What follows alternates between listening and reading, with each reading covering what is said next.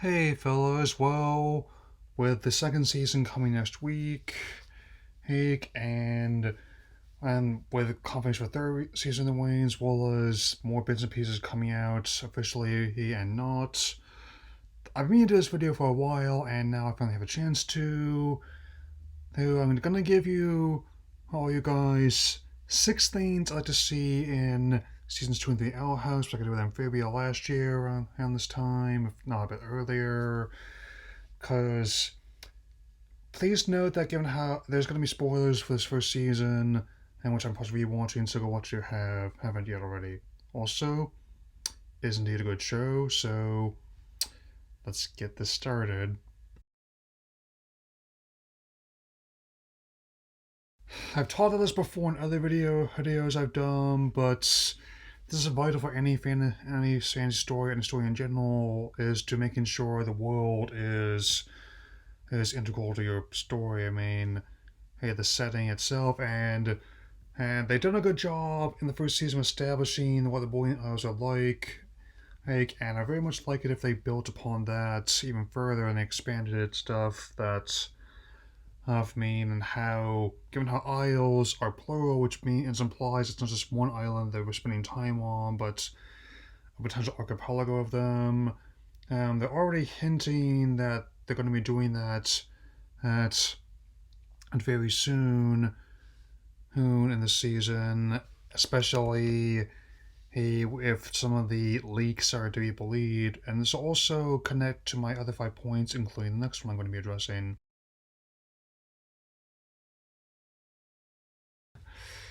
They've already made clear how Hexside has managed to basically he he try to instill the casts and magic at every level from kindergarten to high school. So one of the things I'd like to see most in the upcoming couple seasons is how long this has been going on and how not just how this has school imparts its teachings, but also other ones in Boyne Isles, given how they already have set up that there's rivals almost almost as close as the same island, or especially he given how competitive they can be on virtually every aspect. It's definitely he want I definitely wants to expand it more. I mean, for example, how long have the faculty been around? I mean, since they clearly don't age the same way that people do, whether or not they're humanoid or something else entirely. Which definitely brings me to my next point here.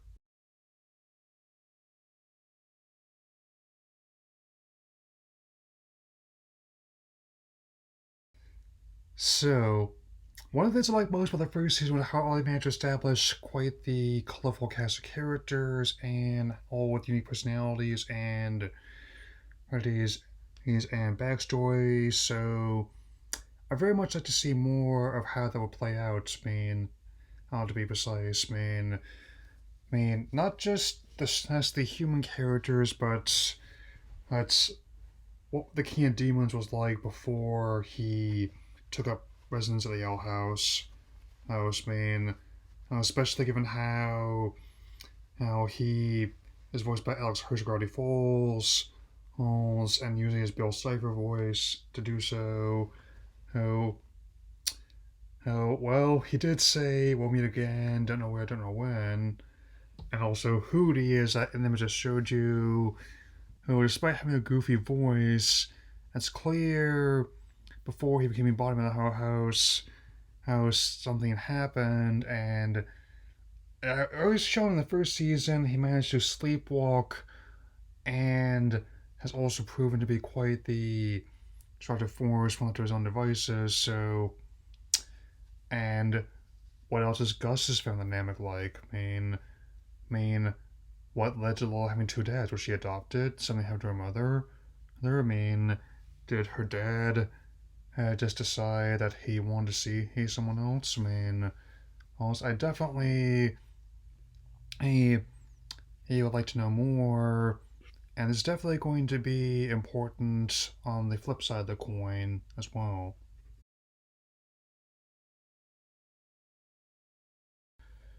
Even though the Coven itself has existed long before the current Emperor took his post, it's clear that he has big plans, and that he thought not a not that humans could not learn magic, and he thought that the populace would be easy to control as long as he kept them online. Of course, as he found out the hard way, hey, previous season, he was wrong. I mean, even though what he's capable of is not secret anymore, or it is clear here that we've only seen glimpses of the Coven in the season 2 teaser, the members of the council. Also, it's clear it's also building his own gateway to Earth. So whatever he has planned, it's clearly going to be very big. I mean, again, how that ties into everyone else, including characters I'm going to be addressing in on the next item on this list here. Here, it's definitely going to be a not something we want to cover lightly, and whatever ever and what went on in the previous season was just the opening act. They need to be ready for the main event.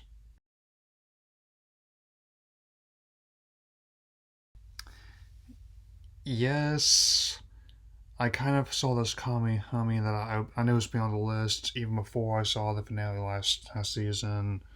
And with Lillith being responsible for Eva's current predicament and also splitting the curse between them in the previous season, it's clear that she at least is not too far gone to realize what she did, especially given her moment the Emperor was wrong, and I think, but it's also not too late to make things right either. I mean, there's a sense it's clear it's going to take time, and need to make every moment count. And I'm very much open to seeing the idea of her trying to redeem herself, not just with her sister, but for all the people she might have crossed. I mean, plus, even though it's just just these shots taken from the teaser, I'm liking this shirt she's wearing with a depleted battery on it. It's actually a pretty neat little touch there. I mean, among many of the animators like to stick in there. I mean, given how a lot of he he saying again a lot of scene writers here's animators came in from Gravity Falls are working on this, or Star Wars Wars of Evil. It definitely is only telling me that there are definitely some dark moments along with the humor in the first season that the next couple ones definitely tell more personal stories as well. So hopefully, hey, that'll include other ones points of address, including my number one most desired heard heard wish for these seasons.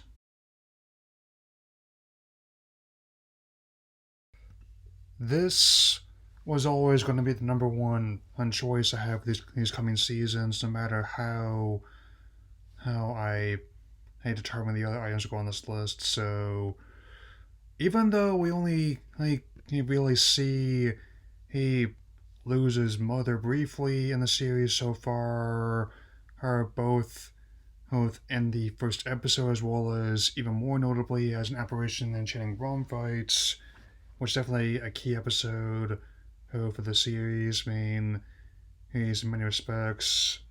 It's clear that she has an impact on her life, and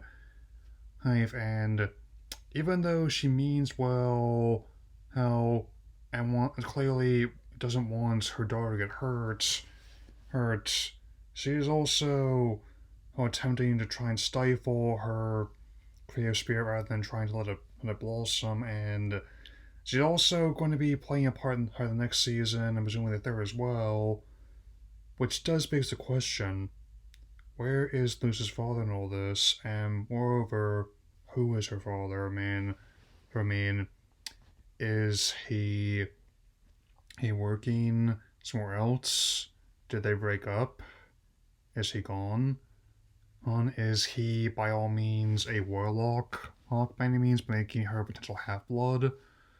I mean, which there are so many questions and that had come from her father's absence that's definitely, I think, would make good stories for the future seasons. Because it's clear that I know I talked about this. I just came off looking at Raya, but I know it's a common theme for law stories and ones working into the mouse in particular that at least one parental unit is absent or off the mortal coil before the first act is over. I mean, it's not always the same conditions, but it is one that works, man. Works, man. It's never easy. You need to grow up in that environment and missing something like that. I'm also speaking from experience here, man. But all things considered, this definitely looks like it'll be interesting once the official debut. Once again, I'm not gonna be looking into too many of the leaks that keep showing my feed, and even if they do show up, I have a habit of not really paying that much mind until I officially see the content and experience it for myself. Just my policy is all. Anyway, that's all I gotta say for now. Feel free to let me know what else you might like to see in the second, third season of the show. If you've seen it, definitely recommend watching it if you haven't, and I will talk to you all later.